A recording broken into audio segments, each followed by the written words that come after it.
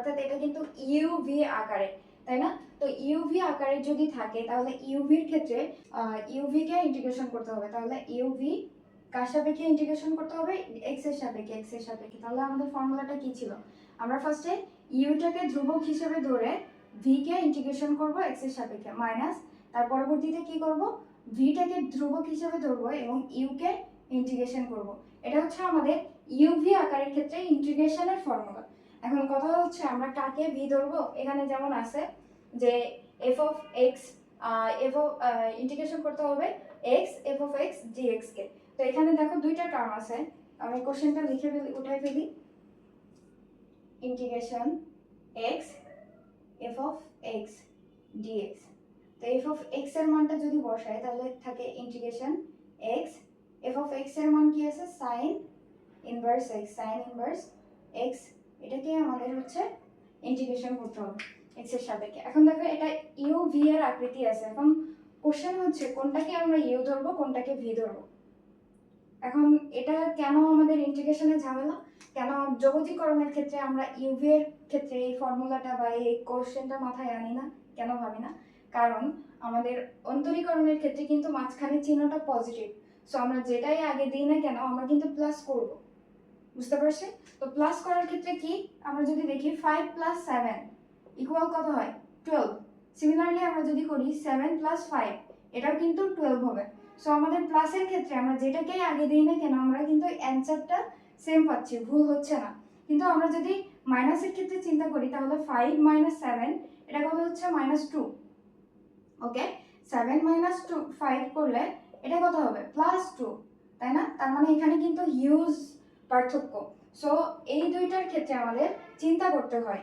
এজন্য এখানে যেহেতু মাইনাস আছে ফর্মুলাতে, তাই আমাদের কি করতে হবে? এটা ভাবতে হবে যে কোনটাকে আমরা ইউ ধরবো আর কোনটাকে ভি ধরবো। আমরা কিন্তু যাকে তাকে ইউ ভি ধরে ম্যাথটা সলভ করতে পারি না, তাহলে আমাদের কি আসবে? আমাদের অ্যান্সারটা ভুল আসবে। ওকে, তো আমরা কোনটাকে ইউ ধরবো আর কোনটাকে ভি ধরবো তার জন্য আমাদের কি আছে? একটা ছোট্ট টেকনিক আছে, তাই না? সেটা আমরা হয়তো অনেকেই জানি। সেই টেকনিকটা কি? লিয়েট, LIATE, লিয়েট। এই লিয়েট অনুসারে আমাদের এদিক থেকে এইগুলোকে অর্থাৎ ডান সাইডের গুলোকে ভি ধরতে থাকবো আর এদিক থেকে যে আগে থাকবে তাকে ইউ ধরবো, বুঝতে পারছি? তো এল ফর কি? এল ফর এখানে হচ্ছে লগারিদম,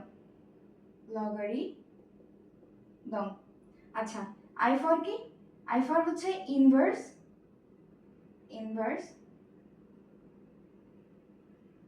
ট্রাইগোনো, অর্থাৎ ইনভার্স ট্রাইগোনোমেট্রিটা হচ্ছে ত্রিকোণমিতিটা হচ্ছে আই দ্বারা প্রকাশ করা হচ্ছে। এ ফর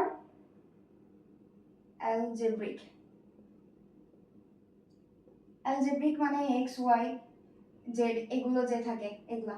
আচ্ছা, আর ইনভার্স বলতে হয় যে সাইন ইনভার্স এক্স বা কজ ইনভার্স এক্স, এগুলা, বুঝতে পারছি? তারপরে হচ্ছে টি আছে। টিটা হচ্ছে নরমাল যে ত্রিকোণমিতিক ফাংশনগুলো আমাদের থাকে সেইগুলা, ট্রাইগোনোমেট্রিক।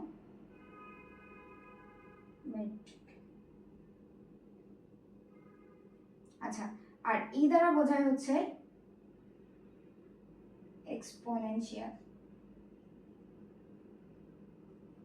ই টু দি পাওয়ার যে গুলো থাকে এটা হচ্ছে এক্সপোনেনশিয়াল। তাহলে বুঝতে পারছি। এখন আমাদের কি বলছি আমি, যে এই নিচের দিকের গুলা ভি হবে আর উপরের দিকের গুলা ইউ হবে। এগুলো হচ্ছে ইউ উপরের দিকে আর নিচের গুলো হচ্ছে ভি। তো আমরা কাকে আগে ইন্টিগ্রেশন করব? ফর্মুলা অনুসারে ভি কে আগে ইন্টিগ্রেশন করব, ইউ কে পরে ইন্টিগ্রেশন করব। তো যেমন আমরা যদি এটা দেখি আমাদের প্রশ্ন যেটা আছে সেটার দিকে খেয়াল করি যে আমাদের আছে এক্স আর একটা আছে সাইন ইনভার্স এক্স। এখান থেকে তোমরা ভালোভাবে ক্লিয়ার হয়ে যাবে, যাদের ক্লিয়ার নাই আশা করি, যে এখানে এক্সটা কি দেখো তো। এক্স কি? অ্যালজেব্রিক ফাংশন না? আর হচ্ছে সাইন ইনভার্স এক্সটা কি? সাইন ইনভার্স এক্সটা হচ্ছে ইনভার্স ত্রিকোণমিতিক ফাংশন। তাহলে আমরা কি করব বলছি, যে নিচের দিকের গুলোকে ভি ধরবো। এই যে এই অনুসারে লিয়েট অনুসারে নিচের দিকে যারা, বা তুমি যদি এই অক্ষরটা ধরো ডান দিকে যারা তাদেরকে ভি ধরবো, ঠিক আছে? আর বাম দিকের গুলো বা উপরের দিকের গুলোকে আমরা ইউ ধরবো। তাহলে এখানে দেখো আগে আছে আই ইনভার্স ত্রিকোণমিতিক আর পরে আছে আমাদের অ্যালজেব্রিক। তাহলে আমরা কোনটাকে ভি ধরবো বলো তো? নিচেরটাকে ভি ধরবো, তার মানে নিচেরটা কোনটা? অ্যালজেব্রিক ফাংশন ভি, আর এটাকে ইউ ধরবো। বুঝতে পারছি? ক্লিয়ার? আশা করি ক্লিয়ার হয়েছে। ওকে, আমরা